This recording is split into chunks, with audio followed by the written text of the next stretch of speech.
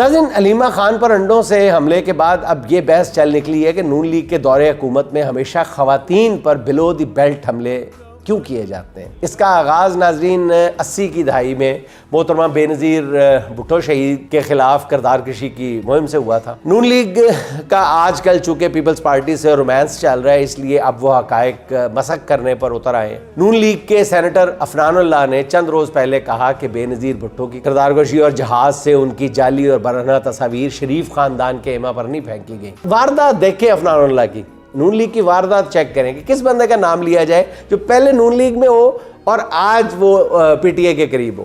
انہوں نے کہا کہ یہ جو تصاویر پھینکی تھی یہ شریف خاندان کے ایما پر نہیں تھیں بلکہ شیخ رشید نے پھینکوائی تھیں۔ یہ بالکل غلط اور حقیقت کے 100% برعکس بات۔ لیکن اگر فرض کریں ایک لمحے کے لیے یہ مان بھی لیا جائے کہ یہ کام چلے شیخ رشید نے ذاتی حیثیت میں کیا تھا اور نواز شریف صاحب نے منع کیا تھا یا نواز شریف صاحب کو نہیں پتا تھا، ایک لمحے کے لیے مان لیا جائے، تب بھی سوال تو یہ پیدا ہوتا ہے کہ شیخ رشید اس وقت تو نون لیگ کے رہنما تھے، اس بےہودگی پر نواز شریف نے شیخ رشید کے خلاف کارروائی کیوں نہیں کی؟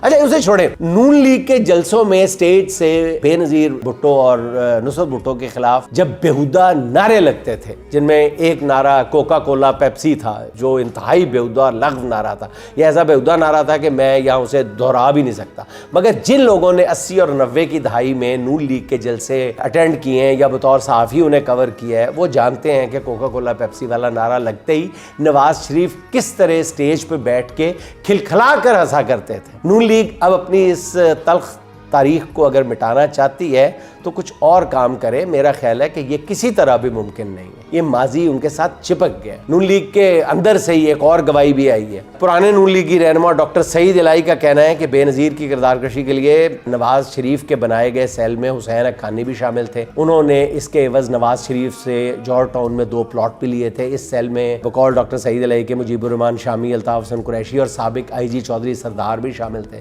صرف ڈاکٹر سعید الہی نہیں، اس کے اور بھی بہت سے گواہ موجود ہیں۔ البتہ محترم جناب مجیب الرحمان شامی بھی اس سیل میں موجود تھے، یہ میرے لیے ایک نئی بات ہے۔ بہتر ہے کہ مجیب الرحمان شامی صاحب خود اس کا جواب دیں اور اس معاملے پر، اس سنگین الزام پر اپنی پوزیشن ضرور واضح کریں۔